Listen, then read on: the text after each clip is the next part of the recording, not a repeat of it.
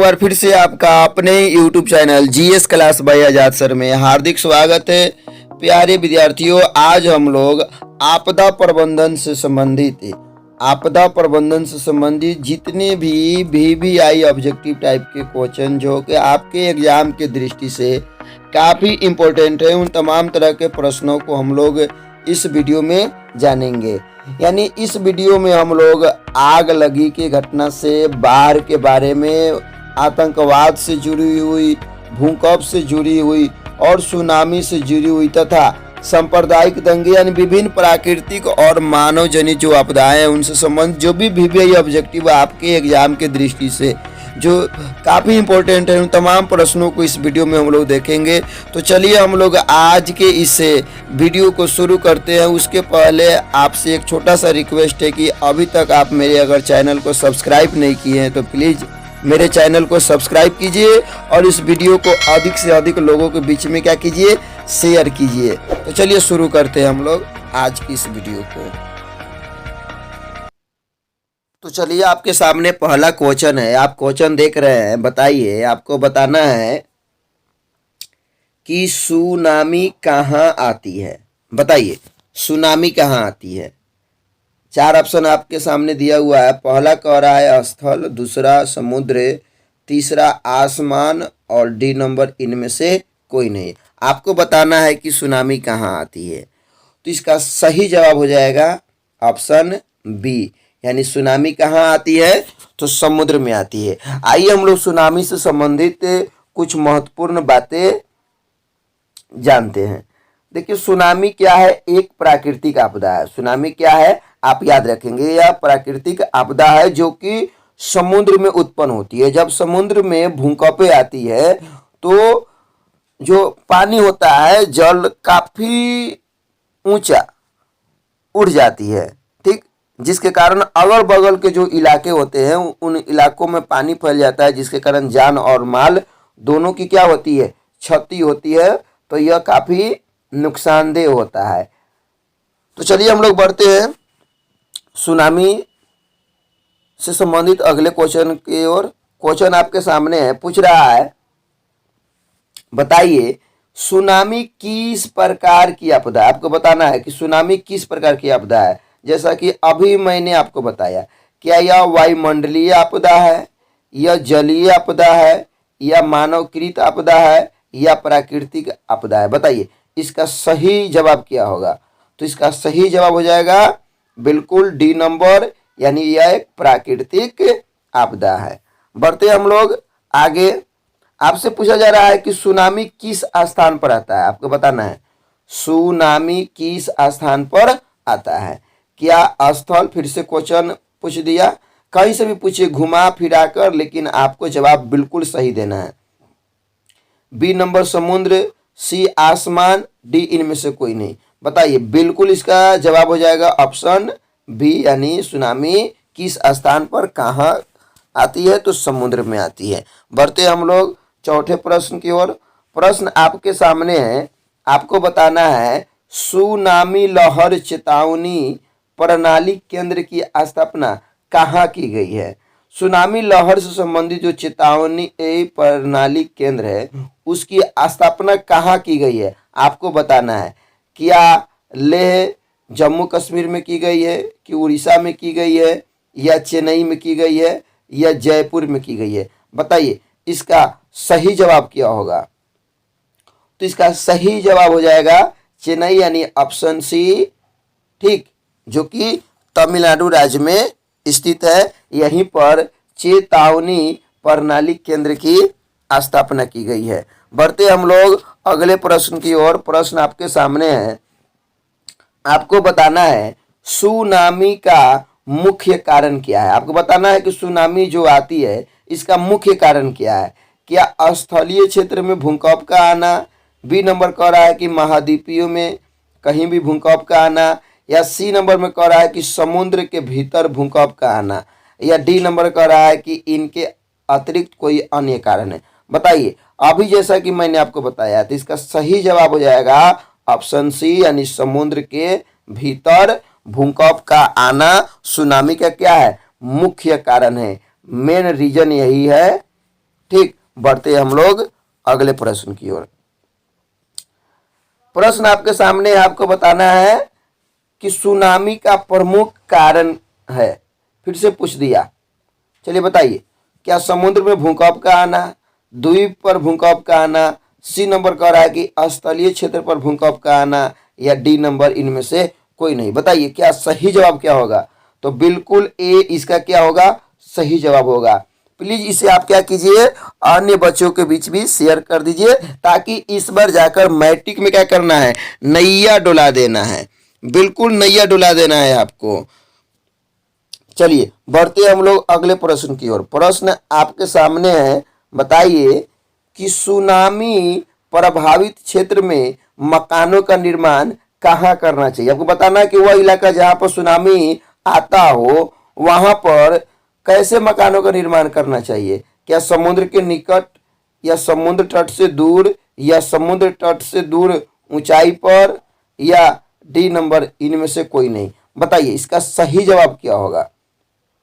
तो समुद्र के निकट तो हम लगा ही नहीं सकते हैं, समुद्र तट से दूर, हाँ ये तो सही है, लेकिन सी नंबर आप पढ़िए, समुद्र तट से दूर ऊंचाई पर, तो बिल्कुल सी इसका क्या होगा, सही जवाब होगा। यानी दूर पर भी आप घर का निर्माण कीजिए और क्या ऊंचाई भी होना चाहिए, यानी सी इसका क्या होगा, बिल्कुल सही जवाब होगा। बढ़ते हम लोग 8वें नंबर प्रश्न की ओर। प्रश्न आपके सामने है, बताइए महासागर की तली में होने वाले कंपन को किस नाम से जानते हैं। महासागर की तली में जो कंपन होता है उस कंपन को हम किस नाम से जानते हैं। क्या वो सुनामी होगा, चक्रवात होगा, भूकंप होगा, या ज्वालामुखी होगा। बताइए इसका सही जवाब क्या होगा। तो बिल्कुल ए इसका क्या हो जाएगा, राइट जवाब हो जाएगा। यानी सुनामी महासागर के क्या होता है, तली में होने वाला एक प्रकार का भूकंप ही है, एक प्रकार का क्या है, कंपन ही है। बढ़ते हम लोग अगले प्रश्न की ओर। बिल्कुल आपके लिए काफी महत्वपूर्ण क्वेश्चन को लेकर यह सीरीज बनाया गया है, जो कि आपके लिए काफी हेल्पफुल होगा। बढ़ते हम लोग 9वें प्रश्न की ओर। प्रश्न आपसे पूछ रहा है कि इनमें से कौन प्राकृतिक आपदा नहीं है। आपको बताना है कि प्राकृतिक आपदा नहीं है, क्या आतंकवाद है, सुनामी है, बाढ़ है, या भूकंप है। देखिए तो इसका सही जवाब क्या होगा, बिल्कुल ए, यानी आतंकवाद। आतंकवाद एक ऐसी आपदा है जो कि मानव के कारण उत्पन्न होती है, आप याद रखेंगे। तो यह प्राकृतिक आपदा नहीं है। चलिए बढ़ते हम लोग 10वें प्रश्न की ओर। प्रश्न आपके सामने है, बताना है आपको कि इनमें कौन मानव जनित आपदा है, यानी मानव के द्वारा उत्पन्न होने वाली आपदा कौन, आपको बताना है। क्या सांप्रदायिक दंगे, या आतंकवाद, या रेल दुर्घटना, या उपरयुक्त सभी। बताइए सही जवाब क्या होगा। तो बिल्कुल डी इसका सही जवाब हो जाएगा। यानी सांप्रदायिक दंगा, देखते हैं हम लोग हिंदू मुस्लिम जात पात के नाम पर लड़ाई होती है, आतंकवाद, रेल दुर्घटना, ये सब मानव की गलती के कारण ही होती है, यानी ये सभी मानव जनित आपदा है। तो डी इसका क्या होगा, बिल्कुल सही जवाब होगा। बढ़ते हम लोग 11वें प्रश्न की ओर। चलिए आपको बताना है, कह रहा है निम्नांकित में कौन प्राकृतिक आपदा है। आपको बताना है कि इसमें कौन प्राकृतिक आपदा है।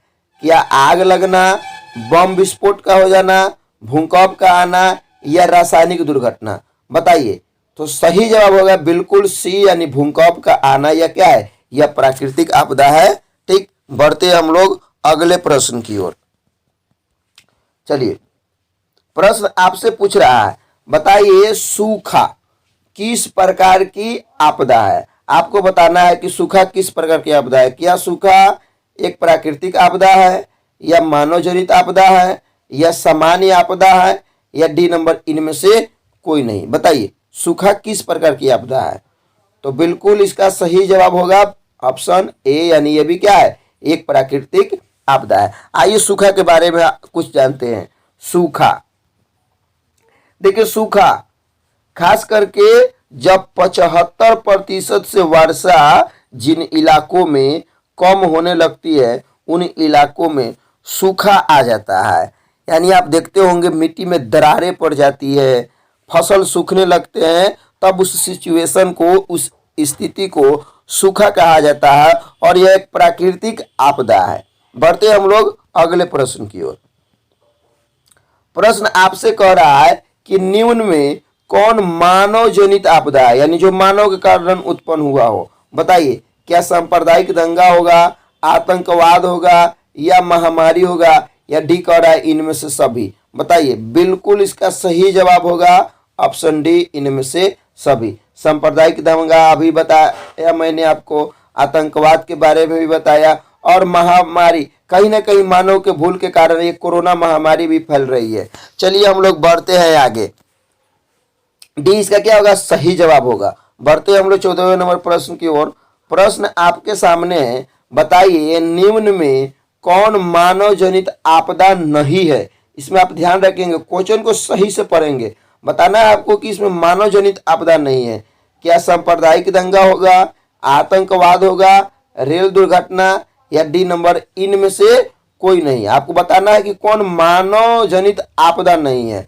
सांप्रदायिक दंगा तो है, आतंकवाद भी है, रेल दुर्घटना भी है, यानी डी नंबर कह रहा है इनमें कोई नहीं। तो बिल्कुल सही जवाब इसका क्या हो जाएगा, ऑप्शन डी इसका क्या होगा, सही जवाब होगा। बढ़ते हम लोग 15वें नंबर सवाल की ओर। आपसे सवाल कह रहा है कि निम्नलिखित में कौन प्राकृतिक आपदा नहीं है। फिर यहाँ पर नहीं, आपको चुनना है कि जो प्राकृतिक आपदा नहीं है। क्या भूकंप होगा, बाढ़ होगा, रेल दुर्घटना, या सुनामी। तो इसका सही जवाब क्या होगा, ऑप्शन सी, यानी रेल दुर्घटना। भूकंप तो प्राकृतिक है, बाढ़ भी प्राकृतिक, और सुनामी भी क्या है, ऑप्शन सी इसका क्या होगा, सही जवाब होगा, जो कि प्राकृतिक आपदा नहीं है। बढ़ते हम लोग 16वें नंबर प्रश्न की ओर। एक एक क्वेश्चन को इसमें ऑपरेशन किया जाएगा एकदम आपके सामने, कि आपसे एक भी क्वेश्चन छूटे नहीं। बढ़ते हम लोग, क्वेश्चन आपसे कह रहा है कि इनमें सर्वाधिक यानी सबसे अधिक आपदा ग्रस्त राज्य कौन सा है। बताना है आपको कि कौन ऐसा राज्य है जहां सबसे अधिक आपदा आती है। क्या वह बिहार है, क्या वह झारखंड है, या पंजाब है, या केरल है। बताइए, तो इसका सही जवाब होगा बिल्कुल बिहार। इसीलिए बिहार क्या है, सबसे पिछड़ा है। कारण क्या है कि यहाँ पर सबसे अधिक क्या, आपदा। ठीक, अब जहाँ आपदा हो वह राज्य कैसे खुशहाल हो सकता है। बढ़ते हम लोग आगे। चलिए 17 नंबर सवाल आपके सामने है। बताना है आपको कि इनमें कौन प्राकृतिक आपदा नहीं है। फिर से बताना है आपको, क्या बाढ़ है, सूखा है, चक्रवात, या गरीबी। बताइए कौन प्राकृतिक आपदा नहीं है। तो इसका सही जवाब हो जाएगा गरीबी। गरीबी यह प्राकृतिक आपदा नहीं है। कहीं ना कहीं मानवीय भूल के कारण, मानवीय गलती के कारण, या राजनेताओं के भ्रष्ट राजनीति के कारण गरीबी क्या होती है, उत्पन्न होती है। या आमदनी अठनी और खर्चा रुपया जब होगा तब भैया गरीबी उत्पन्न होती है। बढ़ते हम लोग अगले प्रश्न की ओर। आपसे पूछा जा रहा है कि इनमें कौन प्राकृतिक आपदा है, यानी बताना है प्राकृतिक आपदा कौन है। क्या आतंकवाद होगा, महामारी होगा, दंगा होगा, या इनमें से सभी। बताइए सही जवाब क्या होगा, इनमें कौन प्राकृतिक आपदा है। देखिए इस क्वेश्चन के अनुसार एक भी ऑप्शन सही नहीं है। क्वेश्चन इसको ऐसे पूछना चाहिए कि इनमें कौन प्राकृतिक आपदा नहीं है, और ऑप्शन दिया रहता आतंकवाद तो होगा ही नहीं, महामारी तो होगा ही नहीं, ठीक, दंगा तो होगा ही नहीं, और दे रहा इनमें से सभी, यानी दिस इज क्वेश्चन रॉन्ग। ठीक, और ऑप्शन भी क्या है, रॉन्ग। आप जानते हैं प्राकृतिक आपदा और मानव जनित आपदा। बढ़ते हम लोग 19वें नंबर प्रश्न की ओर। चलिए आपसे पूछा जा रहा है 19वें नंबर प्रश्न कि भारत में अत्यंत विनाशकारी भूकंप आया था। बताइए कब आया था अत्यंत विनाशकारी भूकंप। ठीक, क्या 1934 में आया था, 1948 में, 1967 में, या डी 1990 में।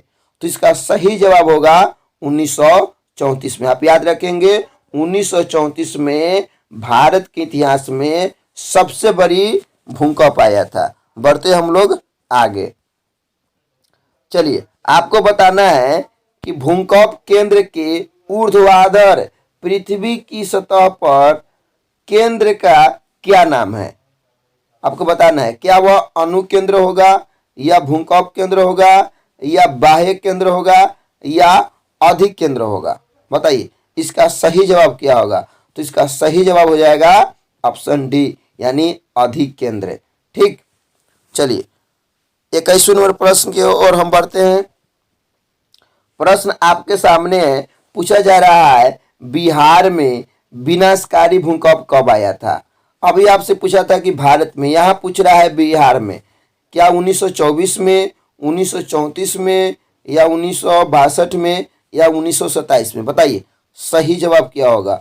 तो बिल्कुल इसका भी सही जवाब होगा ऑप्शन बी, यानी 1934 में बिहार में भी क्या सबसे विनाशकारी भूकंप आया था। बढ़ते हम लोग 22वें प्रश्न की ओर। बताइए आप, भूकंप से पृथ्वी पर पहुंचने वाली सबसे पहली तरंग को क्या कहते हैं। ठीक, क्या वह पी तरंग है, एल तरंग है, या एस तरंग है, या टी तरंग है। भूकंप से पृथ्वी पर पहुंचने वाली सबसे पहली तरंग को क्या कहते हैं। बताइए इसका सही जवाब क्या होगा। तो बिल्कुल ए इसका क्या होगा, सही जवाब होगा। बढ़ते हम लोग अगले प्रश्न की ओर। आपसे पूछा जा रहा है, बताइए भूकंप के समय मलबे में दबे व्यक्ति का पता लगाने में कौन सबसे अधिक सहायक होता है। आप देखते होंगे कि जब भूकंप आती है तो बड़े बड़े इमारत गिर जाते हैं, तो उसमें मलबे में व्यक्ति दब जाता है, तो उसका पता लगाने के लिए कौन सबसे अधिक सहायक होता है। क्या बायो रडार, या इंफ्रारेड कैमरा, या प्रशिक्षित कुत्ता, या इनमें से सभी। बताइए इसका सही जवाब क्या होगा। तो 23 का सही जवाब हो जाएगा ऑप्शन बी, यानी इंफ्रारेड कैमरा। एक कैमरा होता है जिसके मदद से इसको भेजा जाता है मलबे में, ठीक, कि कौन कौन व्यक्ति उसमें दबा हुआ है, और ये पता लगाता है, और पता लगाया जाता है तो उससे फिर उस मलबे से बचाने की पूरी कोशिश की जाती है। बढ़ते हम लोग अगले प्रश्न की ओर। प्रश्न कह रहा है कि भूकंप संभावित क्षेत्रों में भवनों की आकृति कैसी होनी चाहिए, यानी जिन इलाकों में भूकंप आते हैं उन इलाकों में कैसी भवन बनाना चाहिए। क्या अंडाकार भवन बनाना चाहिए, त्रिभुजाकार भवन बनाना चाहिए, या चौकोर, या आयताकार। बताइए तो इसका सही जवाब हो जाएगा ऑप्शन डी, यानी भूकंप संभावित क्षेत्रों में भवनों की आकृति आयताकार होनी चाहिए, बिल्कुल आयताकार होनी चाहिए। बढ़ते हम लोग 25वें प्रश्न की ओर। आप जरूर मेरे चैनल को सब्सक्राइब कीजिए और इसे शेयर कीजिए दूसरे बच्चों के बीच में कि इसका फायदा उठा सके। चलिए आपको बताना है भारत में कितने प्रतिशत भूमि भूकंप प्रभावित है, यानी भूकंप से प्रभावित भूमि का प्रतिशत बताना है कितना है। क्या ऑप्शन ए 16%, या बी 56%, या सी 60%, या डी 65%। बताइए भारत में कितने प्रतिशत भूमि जो है वह भूकंप से क्या है, प्रभावित है। जल्दी बताइए इसका सही जवाब क्या होगा। तो इसका सही जवाब हो जाएगा ऑप्शन बी, यानी 56%। 56% जो भूमि है भारत का वह क्या है, भूकंप से प्रभावित है। बढ़ते हम लोग अगले प्रश्न की ओर। बताइए 26वां प्रश्न आपके सामने है, पूछ रहा है कि भूकंप का मापन किसके द्वारा होता है। ठीक, भूकंप की तीव्रता को हम किसके द्वारा मापते हैं। क्या फोकस के द्वारा, रिक्टर स्केल के द्वारा, या बायो रडार के द्वारा, या सिस्मोग्राफ के द्वारा। बताइए इसका सही जवाब क्या होगा। तो ऑप्शन बी इसका सही जवाब होगा, यानी रिक्टर। आप याद रखेंगे रिक्टर स्केल के द्वारा भूकंप को क्या किया जाता है, मापा जाता है। बढ़ते हम लोग 27वें प्रश्न की ओर। बताना है आपको कि बिहार राज्य भूकंप के किस मंडल में पड़ता है। ठीक, क्या मंडल 1 में, या मंडल 2 में या मंडल 3 में या मंडल 4 में? बताइए इसका सही जवाब क्या होगा? तो इसका सही जवाब हो जाएगा ऑप्शन डी, यानी मंडल 4 के अंतर्गत बिहार राज्य आता है। ठीक, बढ़ते हम लोग 28वें प्रश्न की ओर। प्रश्न आपसे पूछ रहा है कि भूपटल के नीचे का वह स्थान जहां भूकंप का जन्म होता है क्या कहलाता है? यानी वह स्थान बताना है जहां पर भूकंप का क्या होता है, जन्म होता है, यानी जहां से भूकंप आरंभ होता है उस स्थान को क्या कहेंगे? क्या भूकंप केंद्र कहेंगे, अधिक केंद्र या अणु केंद्र या डी इनमें से कोई नहीं? बताइए। तो इसका सही जवाब हो जाएगा ऑप्शन ए, यानी वह स्थान जहां से भूकंप का जन्म होता है उसे हम क्या कहते हैं? भूकंप केंद्र कहते हैं। क्या कहते हैं? भूकंप केंद्र, या दूसरा इसका नाम है फोकस नाम है। ठीक, तो चलिए हम लोग बढ़ते हैं अगले प्रश्न की ओर। आपको बताना है कि संचार का सबसे लोकप्रिय साधन क्या है? संचार क्या है? एक माध्यम है सूचनाओं को एक जगह से दूसरी जगह पहुंचाने का। तो बताइए सबसे लोकप्रिय साधन कौन होगा? क्या सार्वजनिक टेलीफोन या मोबाइल या रेडियो या डी इनमें से कोई नहीं? बताइए इसका सही जवाब क्या होगा? तो इसका सही जवाब होगा ऑप्शन ए, यानी सार्वजनिक टेलीफोन, क्योंकि सभी जनों के लिए और इसका उपयोग करके हम संचार का सबसे भरपूर फायदा उठा सकते हैं। बढ़ते हम लोग अगले प्रश्न की ओर। तुमको क्या हो रहा है भैया? चलो भागो। चलिए आपको बताना है 30 नंबर प्रश्न की ओर। कह रहा है कि सामान्य संचार व्यवस्था के बाधित होने का मुख्य कारण क्या है? कभी कभी आप देखते हैं ठीक सूचना आना बंद हो जाती है, उसके क्या कारण है? क्या केबल टूट जाता है, या संचार टावरों की दूरी के कारण, या टावरों की ऊंचाई में कमी होने के कारण, या डी इनमें से कोई नहीं? बताइए इसका सही जवाब क्या होगा? तो इसका सही जवाब क्या होगा? केबल का टूट जाना। जब केबल क्या हो जाएगा? टूट जाएगा तो संचार व्यवस्था क्या हो जाएगा? बाधित हो जाता है, और इसका यह क्या है? मुख्य कारण है केबल तार का टूट जाना। चलिए हम लोग बढ़ते हैं अगले प्रश्न की ओर। प्रश्न आपके सामने है, आपको बताना है कृषि सुखाड़ होता है। ठीक, यानी सूखा की स्थिति को बताना है। आपको हम पहले ही बताए, क्या जल के अभाव में, या मिट्टी की नमी के अभाव में, या मिट्टी के क्षय के कारण, या मिट्टी की लवणता के कारण? बताइए सही जवाब क्या होगा? तो मिट्टी जल के अभाव में, यानी ऑप्शन ए। ऑप्शन ए इसका क्या होगा? जब जल का अभाव होता है तब हम कहते हैं कि वह स्थिति क्या है? सुखाड़ आ गया। चलिए बढ़ते हम लोग 32वें नंबर प्रश्न की ओर। आपको बताना है कि निम्न में कौन सा आपदा काल में वैकल्पिक संचार व्यवस्था है? यानी जब आपदा की समय आए तो उसमें हम एक इसको विकल्प के रूप में इस्तेमाल कर सकते हैं। क्या रेडियो, क्या उपग्रह, या हैम रेडियो, या इनमें से सभी का? बताइए। तो इसका सही जवाब हो जाएगा ऑप्शन डी, यानी इनमें हम सभी का प्रयोग आपदा के काल में कर सकते हैं। चलिए बढ़ते हम लोग अगले प्रश्न की ओर। प्रश्न आपसे पूछ रहा है, काफी इंपॉर्टेंट प्रश्न है। राष्ट्रीय बाढ़ नियंत्रण कार्यक्रम कब प्रारंभ किया गया? बताइए, क्या 1952 में किया गया, या 1953 में, ठीक, या सी 1954 में, या डी 1955 में? बताइए इसका सही जवाब क्या होगा? तो इसका सही जवाब होगा ऑप्शन सी, यानी 1954 में राष्ट्रीय बाढ़ नियंत्रण कार्यक्रम का प्रारंभ किया गया था। बढ़ते हम लोग 34वें नंबर प्रश्न की ओर। आपको बताना है कि बाढ़ पूर्व सूचना संगठन का प्रमुख कार्यालय कहाँ स्थापित किया गया है? यानी बाढ़ के पहले हम सूचना दे, इसके लिए इसका कार्यालय कहाँ स्थापित किया गया है? क्या कलकत्ता में, पटना में, मुजफ्फरपुर में, या दरभंगा में? तो इसका सही जवाब हो जाएगा ऑप्शन बी, यानी पटना में बाढ़ पूर्व सूचना संगठन का प्रमुख कार्यालय स्थापित किया गया। चलिए हम लोग बढ़ते हैं 35वें नंबर प्रश्न की ओर। प्रश्न आपके सामने है, किस देश को बाढ़ का देश कहा जाता है? बताना है आपको, किस देश को बाढ़ का देश कहा जाता है? क्या भारत होगा, बांग्लादेश होगा, म्यांमार होगा या नेपाल? तो सही जवाब होगा ऑप्शन बी, यानी बांग्लादेश को क्या कहा जाता है, इसे बाढ़ का देश कहा जाता है। याद रखेंगे, बांग्लादेश जो कि हमारा पड़ोसी मुल्क है और सबसे अधिक इससे भारत क्या करता है, सीमा साझा करता है, ये भी आप याद रखेंगे। कभी यह हमारे देश का क्या हुआ था, अंग हुआ करता था। ठीक, चलिए बढ़ते हम लोग आगे। 36 नंबर सवाल आपसे पूछ रहा है कि नदियों में बाढ़ आने का प्रमुख कारण क्या है?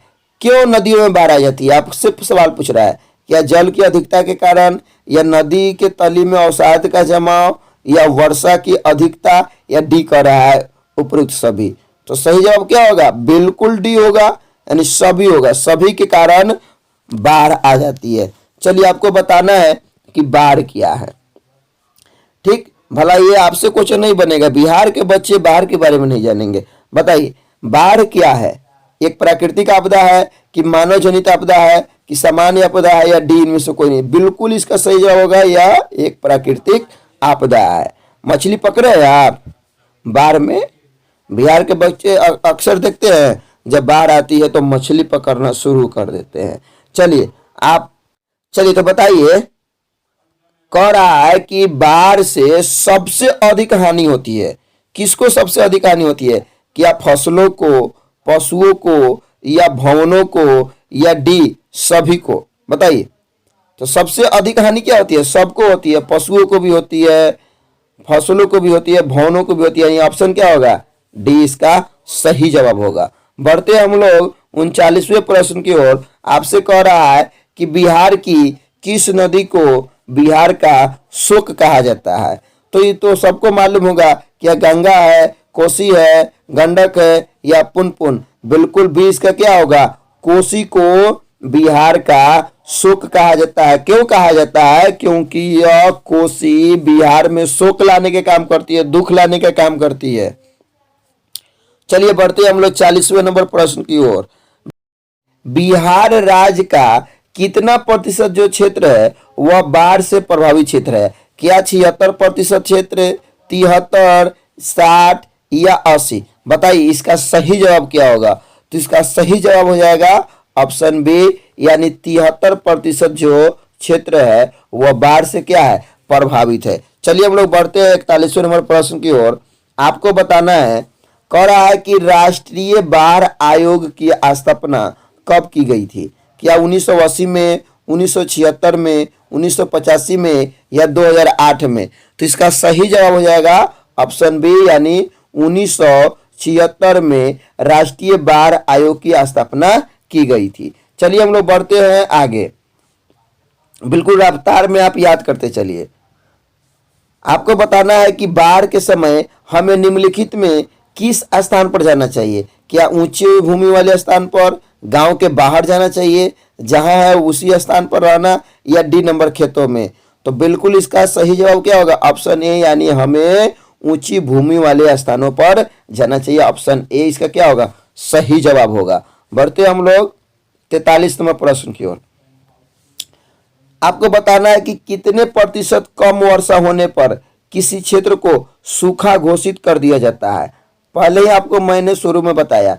बताइए क्या 25%, 20% या 75% या डी नंबर 50%?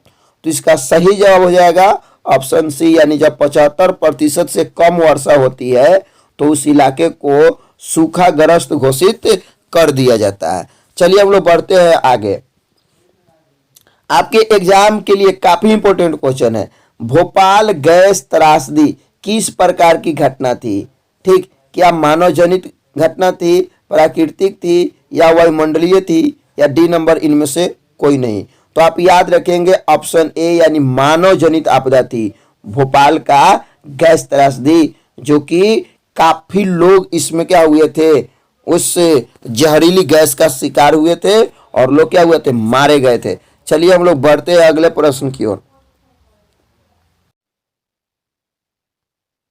चलिए आप बताइए, कह रहा है कि 1999 का, कहाँ गया बरस, हाँ चलिए आ गया। 1999 का भयंकर चक्रवात किस राज्य में आया था? 1999 में एक भयंकर चक्रवात आया था, तो बताइए किस राज्य में आया था? क्या उड़ीसा में, या पश्चिम बंगाल में, या आंध्र प्रदेश में, या डी केरल में? बताइए। तो इसका सही जवाब हो जाएगा ऑप्शन ए, यानी उड़ीसा में। यह आपके एग्जाम के लिए काफी इंपॉर्टेंट है। 1999 में जब भी कहे चक्रवात की बात, आप याद रखेंगे उड़ीसा में यह चक्रवात आई थी। बढ़ते हम लोग अगले प्रश्न की ओर। प्रश्न कह रहा है कि निम्नलिखित प्रबंधन हेतु निर्माण कार्य में कौन बाढ़ नियंत्रण में सहायक हो सकता है? यानी बताइए कि जो बाढ़ को नियंत्रण कर सके, क्या कुआं, या कुंड, या बांध, या नहर? बोलिए कौन बाढ़ में एक नियंत्रण में सहायक हो सकता है? तो इसका सही जवाब क्या होगा? बिल्कुल सी, यानी बांध क्या हो सकता है? यह बाढ़ नियंत्रण में सहायक हो सकता है। चलिए हम लोग बढ़ते हैं अगले प्रश्न की ओर। आपसे पूछा जा रहा है कि निम्नलिखित में कौन प्राकृतिक आपदा है? बताना है आपको। आग लगना, बम विस्फोट होना, या भूकंप, या रासायनिक दुर्घटना है? तो क्या होगा इसका सही जवाब? बिल्कुल सी, यानी भूकंप क्या है? तो यह प्राकृतिक आपदा है। बढ़ते हम लोग अगले प्रश्न की ओर। एकदम मैं फास्ट में चलूंगा कि वीडियो लंबा नहीं हो और आप कम से कम समय में छक्का मार दे। चलिए आपको बताना है, कह रहा है कि बिहार का कौन सा बाढ़ग्रस्त क्षेत्र है? बताना है आपको कि बिहार का कौन सा इलाका है जो बाढ़ग्रस्त क्षेत्र है। क्या पूर्वी बिहार, पश्चिमी बिहार, दक्षिणी बिहार, या डी नंबर उत्तरी बिहार? तो आप याद रखेंगे उत्तरी बिहार क्या है? बाढ़ग्रस्त है, यानी ऑप्शन डी इसका क्या होगा? सही होगा। बढ़ते हम लोग 49वें प्रश्न की ओर। आपको बताना है कि सूखे से बचाव का एक प्रमुख तरीका क्या है? क्या नदियों को आपस में जोड़ देने से सूखा रुक जाएगा, या वर्षा जल का संग्रह करना, या बाढ़ की स्थिति उत्पन्न करना, या इनमें से कोई नहीं? बताइए। तो इसका सही जवाब क्या होगा? ऑप्शन बी, यानी वर्षा जल को क्या करना? संग्रह करना, या सूखा से बचाव का एक प्रमुख तरीका है। चलिए हम लोग बढ़ते हैं 50वें नंबर प्रश्न की ओर। चलिए बताइए कि 26 दिसंबर 2004 को विश्व के किस हिस्से में भयंकर सुनामी आया था? क्या पश्चिमी एशिया में, या प्रशांत महासागर में, या अटलांटिक महासागर में, या बंगाल की खाड़ी में? बताइए। तो इसका सही जवाब क्या होगा? ऑप्शन डी, यानी बंगाल की खाड़ी में। आप देखते हैं भारत के नक्शे में जो नीचे है और इधर का जो इलाका है, ठीक इधर आपका ये जो इलाका है यहाँ पर बंगाल की खाड़ी है, और 2004 में जो सुनामी आया था इधर का जो इलाका है वह आज भी क्या है? डूबा हुआ है। चलिए हम लोग बढ़ते हैं आगे। 51 नंबर प्रश्न आपसे पूछ रहा है कि इनमें से कौन आकस्मिक प्रबंधन के घटक नहीं है? क्या स्थानीय प्रशासन, स्वयंसेवी संगठन, या संगीतकार, या स्थानीय लोग? तो भैया संगीतकार कहाँ से आपका मदद करने आएगा? आकस्मिक के यानी अचानक कौन मदद करने आएगा? स्थानीय प्रशासन तो आ सकती है, स्वयंसेवी संगठन आ सकती है, स्थानीय लोग तो सबसे महत्वपूर्ण भूमिका निभाते हैं। संगीतकार कहाँ से आएंगे? यानी सी क्या होगा? इसका सही जवाब होगा। चलिए बढ़ते हम लोग 52 नंबर प्रश्न की ओर। प्रश्न कह रहा है कि सूखे की स्थिति किस प्रकार आती है? क्या अचानक आती है, या पूर्व सूचना के अनुसार आती है, या धीरे धीरे आती है, या डी इनमें से कोई नहीं? बताइए इसका सही जवाब क्या होगा? सूखे की स्थिति किस प्रकार आती है? तो सूखे की स्थिति क्या होती है? अचानक आती है। चलिए हम लोग बढ़ते हैं अपने अगले प्रश्न की ओर। आपको बताना है कि बिहार की बड़ी त्रासदियों में से एक है। बताना है कौन सी बड़ी त्रासदियों में से एक है? क्या चक्रवात, भूस्खलन, सुखाड़, या बाढ़? तो इसका सही जवाब क्या हो जाएगा? बाढ़। हमेशा बाढ़ से तो बिहार क्या है? बर्बाद है। चलिए हम लोग आगे बढ़ते हैं। पूछा जा रहा है आपसे कि कुशहा तटबंध किस नदी पर बना हुआ है? कुशहा तटबंध क्या कोसी नदी पर, गंडक पर, दामोदर पर, या गंगा पर? तो इसका सही जवाब क्या होगा? ऑप्शन ए, यानी कोसी नदी पर। कौन नदी पर?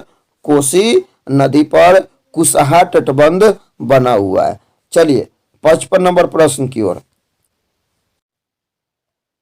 चलिए आपको बताना है कि आपदा के समय सामान्य संचार व्यवस्था के भंग होने का मुख्य कारण क्या है।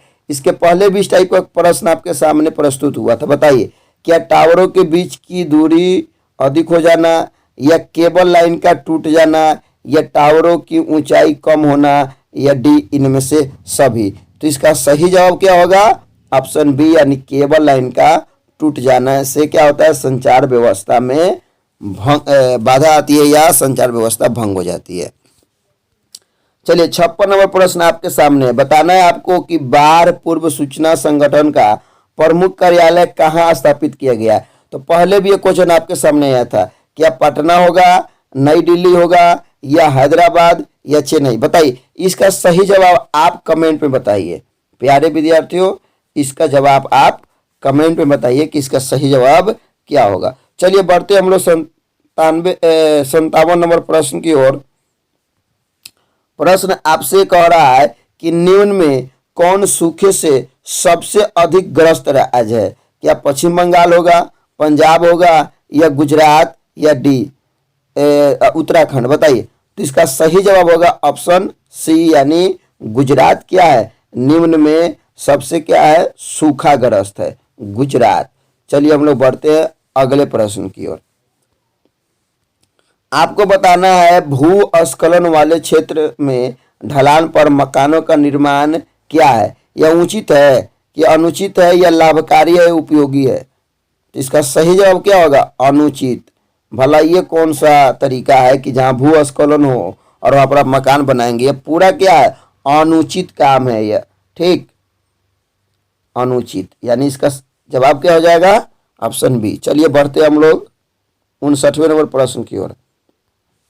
आपको बताना है कि भारत का जो विनाशकारी चक्रवात आया था, ठीक, उड़ीसा में, किस वर्ष आया था। क्या 29 अक्टूबर 1999 को, या 29 अक्टूबर 1997 को, या 29 सितंबर 2001 को, या 26 दिसंबर 2004 को। तो इसका सही जवाब हो जाएगा ऑप्शन ए, यानी 29 अक्टूबर 1999 को उड़ीसा में। आप याद रखेंगे कहाँ, तो उड़ीसा में विनाशकारी चक्रवात आया था। चलिए हम लोग बढ़ते हैं 60वें नंबर प्रश्न की ओर। आपसे पूछ रहा है कि भारत का लगभग कितना प्रतिशत भाग बाढ़ या सुखाड़ से प्रभावित रहता है। बताइए, ऑप्शन ए 50%, बी 65%, या सी 75%, या डी 85%। बताइए, तो 60 का सही जवाब हो जाएगा ऑप्शन डी, यानी 85% हिस्सा जो है या तो बाढ़ से, नहीं तो क्या, सुखाड़ से क्या रहता है, प्रभावित रहता है। चलिए हम लोग बढ़ते हैं 61वें नंबर प्रश्न की ओर। आपको बताना है कि सूखे के लिए जिम्मेवार कारक कौन है। सूखा क्यों आता है? क्या वर्षा की कमी, भूकंप, बाढ़, या ज्वालामुखी क्रिया। तो इसका सही जवाब क्या हो जाएगा? ऑप्शन ए, यानी वर्षा की कमी के कारण सूखा आती है। चलिए बढ़ते हम लोग 62 नंबर प्रश्न की ओर। करा कि सन 2001 में भारत के किस राज्य में भयंकर भूकंप आया था। चलिए, क्या राजस्थान में, बिहार में, गुजरात में, या महाराष्ट्र में। 2001 में भारत के किस राज्य में भयंकर भूकंप आया था, आपको बताना है। इसका सही जवाब क्या होगा, जल्दी बताइए।